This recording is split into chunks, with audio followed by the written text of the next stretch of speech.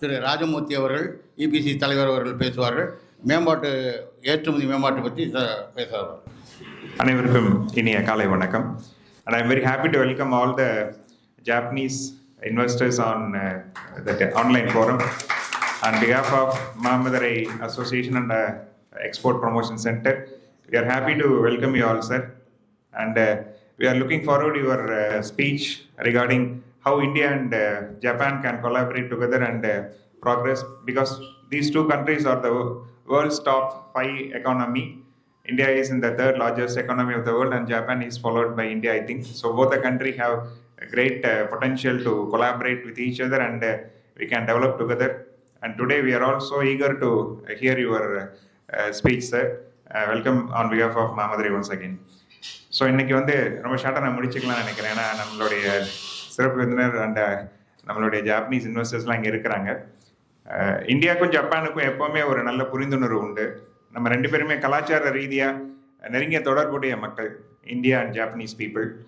ரெண்டு பேருக்குமே இடையில் நிறைய தொழில் சார்ந்த பரிமாற்றங்கள் இப்போ பார்த்தீங்க அப்படின்னா பைலாட்ரல் ட்ரேட் அப்படின்னு சொல்கிறது உண்டு. இந்தியாவுக்கும் ஜப்பானுக்கும் இடையில் இப்போ கரண்ட்டாக 22.5 பில்லியன் டாலருக்கு ஆண்டொன்றுக்கு வர்த்தகம் நடந்துட்டுருக்கு, எக்ஸ்போர்ட் இம்போர்ட். இந்திய ரூபாயில் சொல்லணுன்னா கிட்டத்தட்ட நம்ம ரெண்டு பேருக்கும் இடையில 2 லட்சம் கோடி இந்திய ரூபாயில் வர்த்தகம் நடந்துட்டுருக்கு ஆண்டொன்றுக்கு. அவ்வளோ தூரத்துக்கு இந்தியாவும் ஜப்பானும் வணிக ரீதியான தொடர்புகள் இருக்கிறாங்க. ஆனால் இது ரெண்டு பேருடைய பொட்டன்ஷியலுக்கும் குறைவு தான். இன்னும் நிறைய இரு நாட்டுக்கு இடையில வர்த்தக ரீதியான உறவுகளை மேம்படுத்த வேண்டிய காலம் இருக்குது. அதை தான் இங்கே மாமதுரையர் அமைப்பு மிக சரியாக நான் ரொம்ப என்னுடைய பாட்டம் ஆஃப் த ஹார்ட்லேருந்து நான் திருமுருகன் சாருக்கு நான் தேங்க் பண்ண விரும்புகிறேன். ஏன்னா இது ஒரு பெரிய அரசாங்கம் செய்ய வேண்டிய ஒரு முயற்சி. இன்னைக்கு ரெண்டு நாட்டுக்கு இடையில உள்ள தொழில் முனைவோர்களை இணைக்கணும் அப்படின்னா அங்கே ஒரு பாலம் வேணும். அதை யார் செய்யலாம் அப்படிங்கும்போது ஒரு அரசாங்கம், ஒரு எம்பசியில், ஒரு எக்ஸ்போர்ட் கவுன்சிலில் அவங்க செய்ய வேண்டிய விஷயம். அதை ஒரு மாமதுரையருடைய தலைவராக முன்னின்று திருமுருகன் சார், எனக்கு தெரிஞ்சு கடந்த 2 வருஷமாக இதில் அவர் நிறைய காசிநாதன் சாரோட இன்ட்ராக்ட் பண்ணி அவ்வளோ பெரிய விஷயங்களை பற்றி பேசிகிட்டு இருக்கிறாங்க. நானும் நிறையா சில விஷயங்கள் அவங்களோட கலந்துருக்கிறேன். அதில் ஒரு பிகஸ்ட் இனிஷியேட்டிவாக இன்றைக்கி இந்த இனிஷியேட்டிவ் நடந்துட்டுருக்கு. இது ஒரு தொடக்கமாக இருக்கும்னு நான் நம்புகிறேன். நான் ஒரே ஒரு கோரிக்கை மற்றும் காசிநாதன் சாருக்கும் திருமுருகன் சாருக்கும் ஜேகேமுது சாருக்கும் வச்சுக்க விரும்புகிறேன். என்ன அப்படின்னா, மதுரை டோக்கியோ ஒரு சிஸ்டர் சிட்டியை அவங்க உருவாக்கணும்னு முயற்சி எடுத்துட்டு இருக்கிறாங்க. அதில் ஒரு முதல் கட்டமாக மதுரையில் ஒரு இந்தியா ஜாப்பனீஸ் இண்டஸ்ட்ரியல் பார்க்கை ஒன்று ஏற்படுத்த வேண்டும் என்று கேட்டுக்கொள்கிறேன்.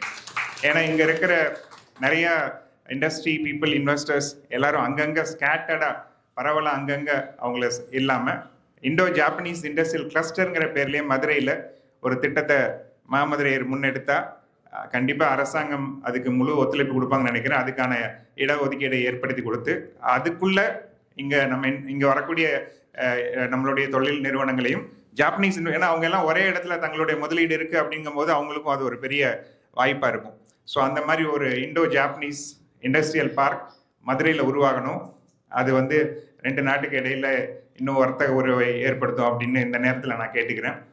இங்கே ஏற்றுமதியில் இபிசிங்கிற ஒரு அமைப்போட தலைவராக நான் அதோட பிரதிநிதித்துவத்தில் உங்களை நான் பேசிகிட்டு இருக்கிறேன். இன்னும் 20 நாட்களில் இபிசியில் எங்களோட அமைப்பில் இந்த ஆண்டுக்கான ஒரு மிகப்பெரிய நிகழ்ச்சி மதுரையில் நடக்க இருக்கு. இபிசி சமிட் 2025 அப்படிங்கிற ஒரு நாள் உச்சி மாநாடு டிசம்பர் 13 சனிக்கிழமை, கரெக்டாக இன்னும் 3வது சனிக்கிழமை அந்த நிகழ்ச்சி நடக்க இருக்கு தமிழ்நாடு சேம்பர் ஆஃப் காமர்ஸ் அரங்கத்தில். அந்த அரங்கத்தில் நடக்கிற அந்த உச்சி மாநாட்டுக்கு மாமதுரையருடைய எங்களுடைய சேனல் பார்ட்னராக நாங்கள் இணைத்துக் கொள்வதில் ரொம்ப பெருமைப்படுறேன். இந்த நேரத்தில் அதை அறிவிக்கிறதுலையும் அந்த நிகழ்ச்சிக்கு அந்த உச்சி மாநாட்டுக்கான ரிஜிஸ்ட்ரேஷன் ப்ராசஸ் ஆன்லைனில் 1 மாதமாக போயிட்டுருக்கு. நிறையா தமிழ்நாடு முழுக்க இருந்து பல்வேறு நகரங்கள்லேருந்து ரிஜிஸ்டர் பண்ணிட்டு இருக்கிறாங்க. அது 2000 ருபீஸ் அந்த உச்சி மாநாட்டுக்கான ஒரு நாள் கட்டணம். ஆனால் மாமதுரையருடைய அந்த உறுப்பினர்களுக்கு அது 50% ஆஃபில் 1000 ருபீஸாக அதுக்கு தனி லிங்க் ஏற்படுத்தி நாளைக்கே மாமதுரை தலைவருக்கு நம்ம அனுப்பிடுறோம்.